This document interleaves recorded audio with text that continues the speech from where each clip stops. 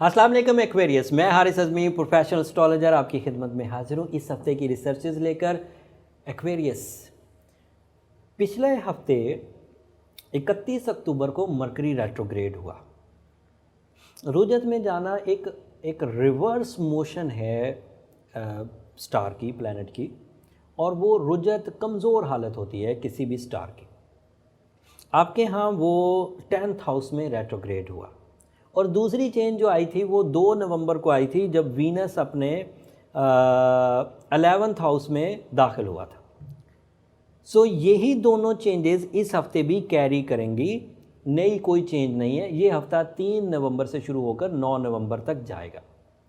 पिछले हफ्ते जो थोड़ी इन्फॉर्मेशन मैंने मरकरी की रेट्रोग्रेशन की आपको दी, उसके बारे में थोड़ी राय और देता हूँ।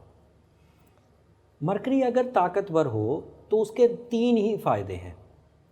अगर ताकतवर हो तो एक फ़ायदा जहनी कारकर्दगी में इजाफ़ा, और दूसरा फ़ायदा कम्युनिकेशन में इजाफ़ा, और तीसरा फ़ायदा इख्तियारात में इजाफ़ा होता है। ये 3 पॉजिटिव इम्पैक्ट्स हैं।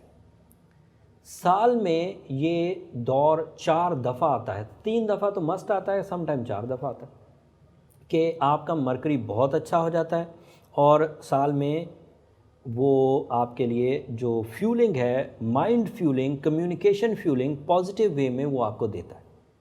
लेकिन ये बात भी तय है कि साल में 3 दफ़ा वो कुछ हफ्तों के लिए रेट्रोग्रेड होता है। 3 दफ़ा, 1 दफ़ा नहीं, 2 दफ़ा नहीं, 3 दफ़ा कम अज़ कम। जो साल के आखिरी दौर में वो रेट्रोग्रेड हुआ है, नवंबर में 31 अक्टूबर को, 1 नवंबर को वो रेट्रोग्रेड हो गया था, वो आपके यहाँ 10th हाउस में रेट्रोग्रेड हुआ। तो this is not a good news for you, specially in your career sector Aquarius. 10th house is representative of your source of income. 10th house is representative of your connection toward your higher levels like bosses, administrators.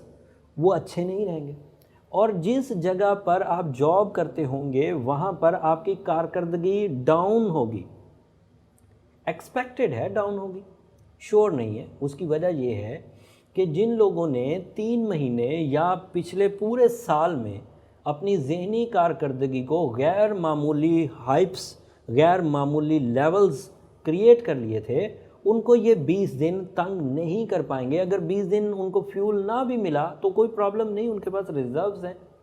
उन्होंने अपने bosses के साथ ताल्लुकात अच्छे बना रखे, उनकी ख़ुद की भी इख्तियारात बहुत ज़्यादा हैं, उनके नीचे लोग हैं, वो अपने बहुत सारे काम अच्छे अंदाज से अपने टिप्स पर से निकाल लेते हैं बहुत आसानी से, तो प्रॉब्लम नहीं होगी। लेकिन अगर आप एक ऐसे एक्वेरियस हैं कि पहले ही जहन खाइफ सा रहता है, उलझा उलझा सा, नॉन डिसाइसिव, नॉन प्रैक्टिकल, रंजो अलम का हर वक्त आलम चल रहा है, तो फिर ये 20 दिन आपके लिए किलिंग होंगे। और ऊपर से सर्दी के दौर का आगाज़ है, डिप्रेशन लेवल विंटर सीजन में इंक्रीज़ कर जाया करता है। आपके यहाँ 10th हाउस में जॉब स्विचिंग सख्ती से मना होगी ड्यूरिंग रेट्रोग्रेशन ऑफ मरकरी। आपके लिए आपके कुलीज़ के साथ बैकफुट पर रहने का मशवरा होगा आपको, बीइंग अ प्रोफेशनल एस्ट्रोलॉजर, कि आप उनके साथ बहस और तकरार और सख्त गिरी से मुजाहरा ना करें। नए कारोबार का आगाज़ करना या अपनी किसी रिसर्च को प्रेजेंट करना किसी के सामने, ये उसके लिए भी अच्छा टाइम नहीं। अपनी ज़हनी कारकर्दगी के इवज़ किसी को इंस्पायर करना, ये भी अच्छा टाइम नहीं है। एग्ज़ाम्स में से गुज़रना, ये भी अच्छा टाइम नहीं है। कंपटीशन में से गुज़रना, तब भी अच्छा टाइम नहीं है। 20-22 दिन अब रुके रहिए या रेमेडीज़ की तरफ जाइए। रेमेडीज़ मैं एंड पर देता हूँ। अब एक अच्छी खबर सुना दूँ। वीनस आपके यहाँ 11th हाउस में जुपिटर के साथ है, and you know 11th house of sudden gains. 11th house is a house of get together, social connections, दोस्त अहबाब के साथ सैर व सियाहत, और जुपिटर ऑलरेडी वहाँ पर सडन गेन्स प्रोड्यूस कर रहा था। लक फैक्टर तो कर ही रहा था। अगर किसी ने हिस्सा लिया होगा सडन गेम्स के किसी कंपटीशन में, तो वहाँ से कुछ विनिंग चांसेस भी प्रोड्यूस हो सकते हैं, और अभी भी हैं, कर सकते हैं। इन्वेस्टमेंट्स कर सकते हैं, सेल्स परचेज कर सकते हैं। और वीनस 11th हाउस में आइडियल है रिलेशनशिप के लिए, आर्ट स्किल्स के लिए और नफासत के लिए, पाकीज़गी, नफासत और अपनी ज़ात पर काम करने के लिए जो विल चाहिए होती है वो ये वीनस से मिल जाएगी। इसकी वजह से आपकी इज़्ज़त अफजाई भी होगी, हर महफिल में आप मरकज़ निगाह बने रहेंगे। सो ये this is possible and this is also possible for रोमानवी लाइफ। मोहब्बत में कामयाबी, शादी, कामयाब शादी, हम आहंगी, जहनी हम आहंगी, ये सब मुमकिन है ये वीनस की वजह से। सो Venus is in good position and mercury is in A negative position. जो नेगेटिव पोजीशन है, क्योंकि वो साल में 3 दफ़ा होना है, इसलिए ये रेमेडी किसी जगह नोट्स बना के लिख के रख लीजिए, क्योंकि जब ये रेट्रोग्रेड होगा इसकी आपको ज़रूरत पड़ेगी। या फिर इसका परमानेंट सोल्यूशन आपके बर्थ स्टोन में है, बीइंग एक्वेरियस, एक्वामेरीन या टर्मलीन, या इन दोनों के रिप्लेसमेंट में एमरल्ड या रूबी पहनना इसका परमानेंट सोल्यूशन है।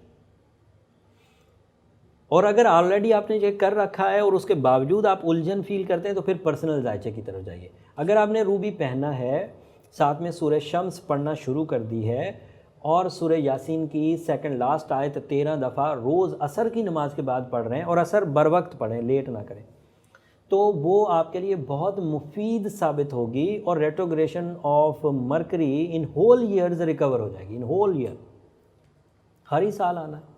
बेवकूफ़ी करनी भी नहीं चाहिए, हर साल एक ही चीज़ पर से फिसलना, एक ही चीज़ से ठोकर खाना नामुनासिब है। आपको इसको रिकवर करना चाहिए। उम्मीद करता हूँ आप मेरी इस कम बात को ज़्यादा समझेंगे और वक्त से भरपूर फ़ायदा उठाने के लिए सूरह शम्स पढ़ेंगे, सूरह यासीन की सेकंड लास्ट आयत 13 दफ़ा पढ़ेंगे, रूबी के 8 कैरेट पहनेंगे।